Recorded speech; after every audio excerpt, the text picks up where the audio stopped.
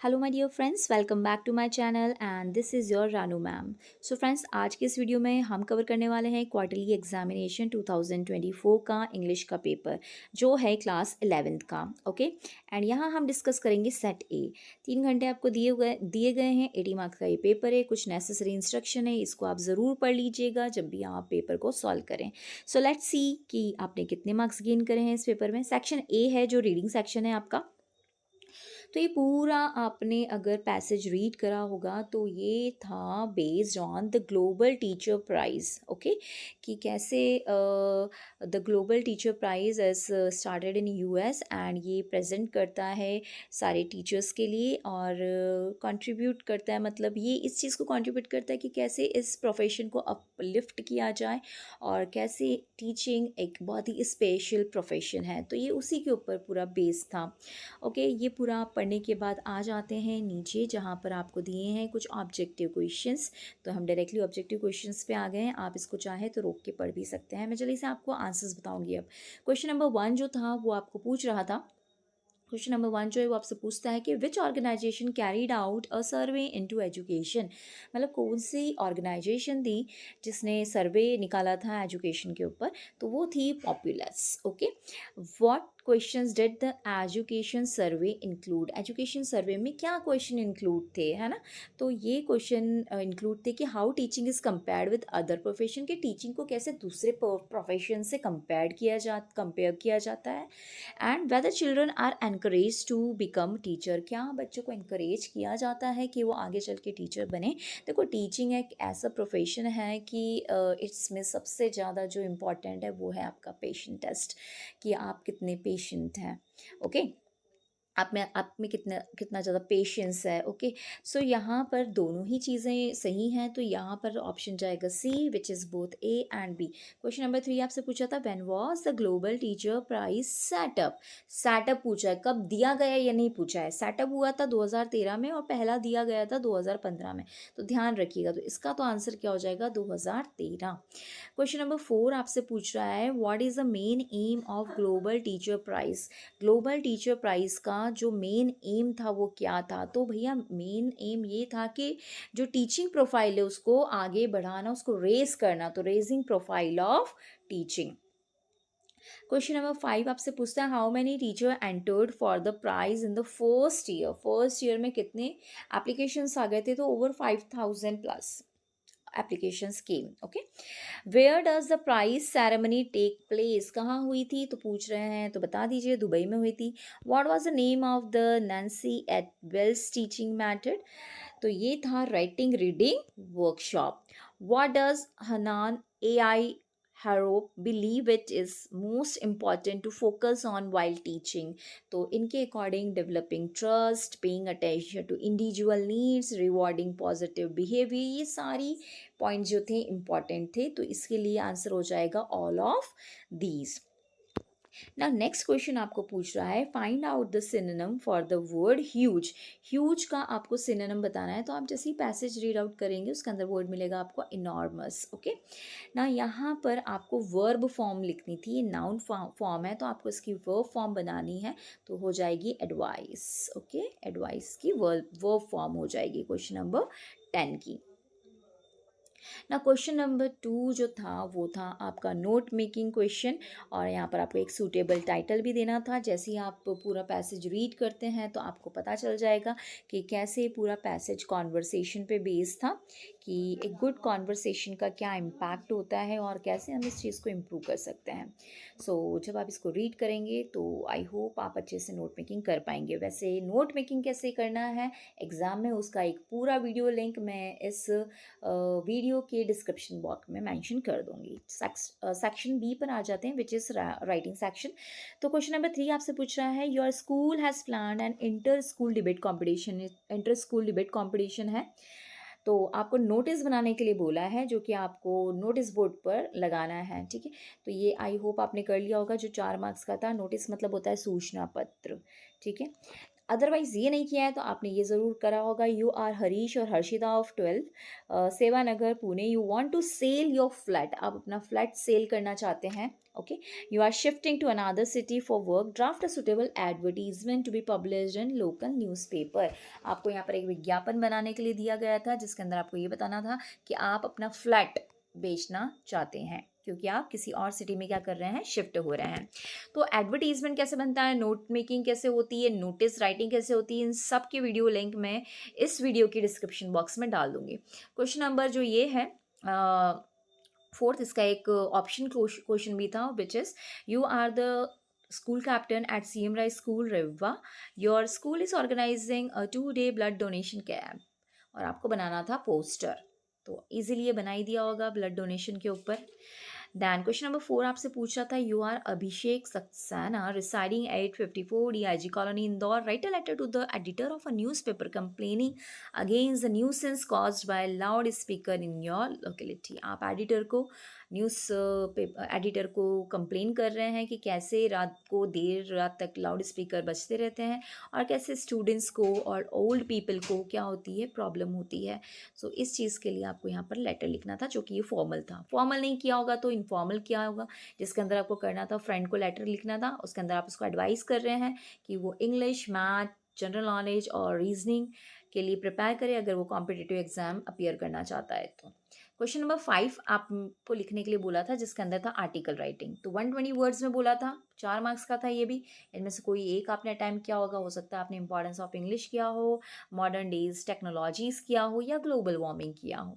ठीक है, अदरवाइज आपने क्वेश्चन नंबर 5 का जो और में दिया हुआ है वो अटैम्प्ट किया होगा। यू आर राम या Reena of government high school Harda, recently your school organiser teachers day programme, writer report. आपको इसके अंदर रिपोर्ट लिखनी थी 120 से 150 वर्ड्स में, जो कि आपकी स्कूल मैगजीन में क्या होने वाली है, प्रिंट होने वाली है। तो क्या हुआ टीचर्स डे के दिन, कैसे आपने सेलिब्रेट किया, कैसे कैसे प्रोग्राम्स थे, ये सब कुछ इसके अंदर आपको मेंशन करना था।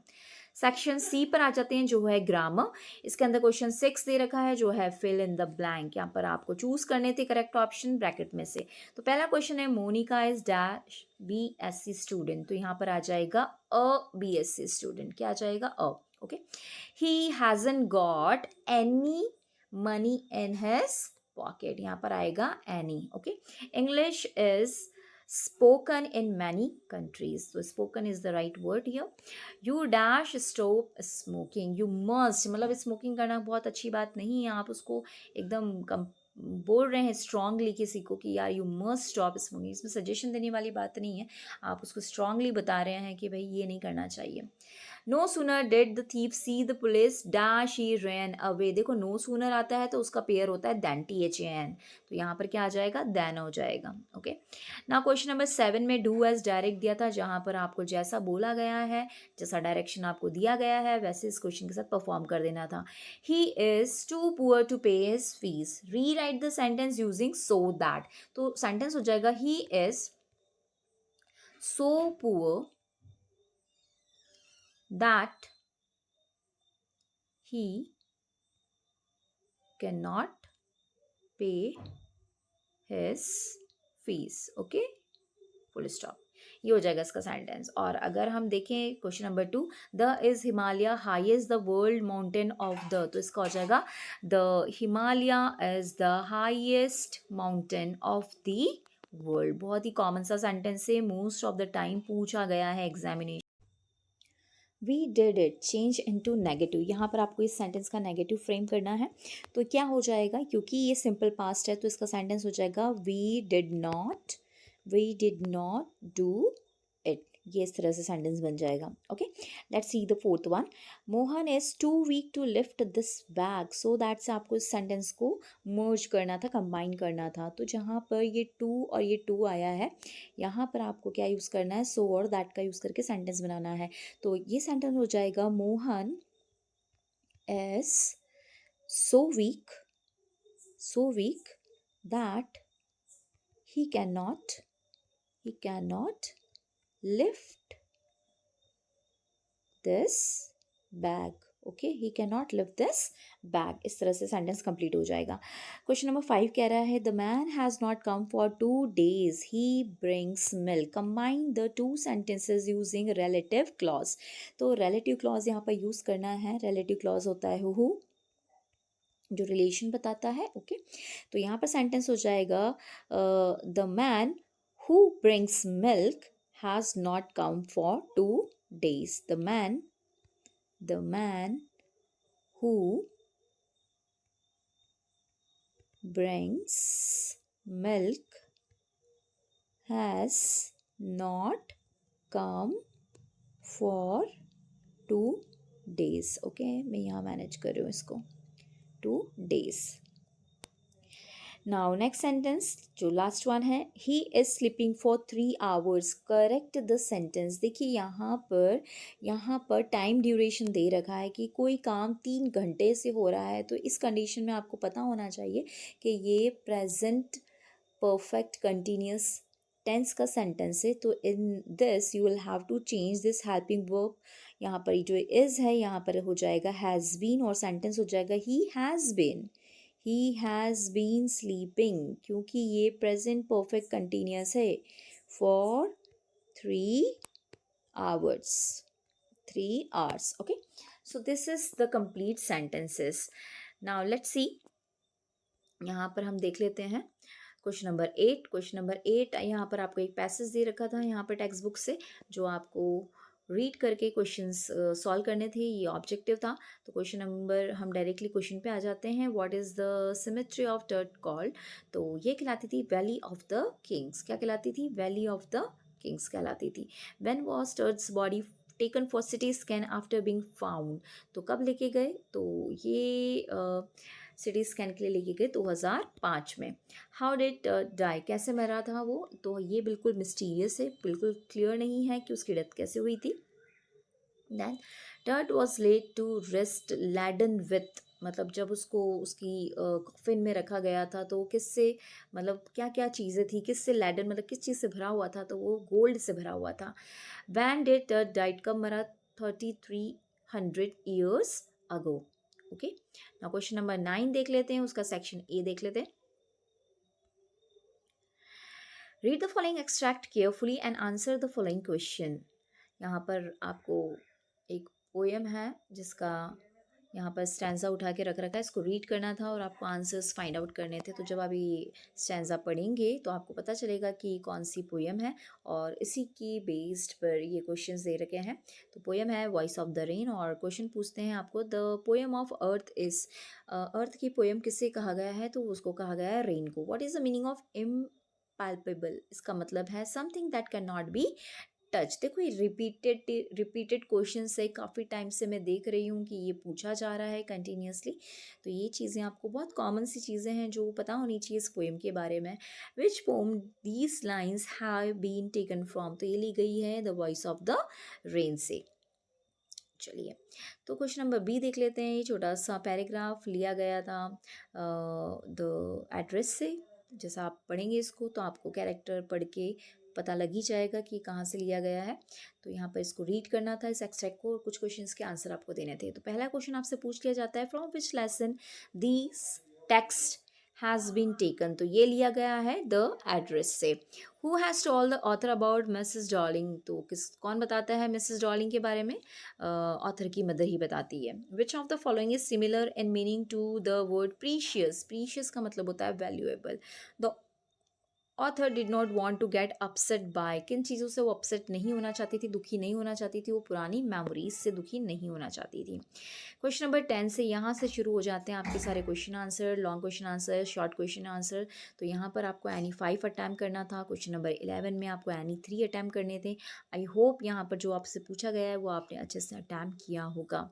And these are the important questions. जो क्वेश्चंस यहाँ पर क्वेश्चन पेपर में दिए गए हैं ये आप ज़रूर याद कर लीजिएगा, बहुत इंपॉर्टेंट भी हैं। आपको आगे भी शायद एनुअल में भी इनमें से कुछ क्वेश्चंस बैठ सकते हैं।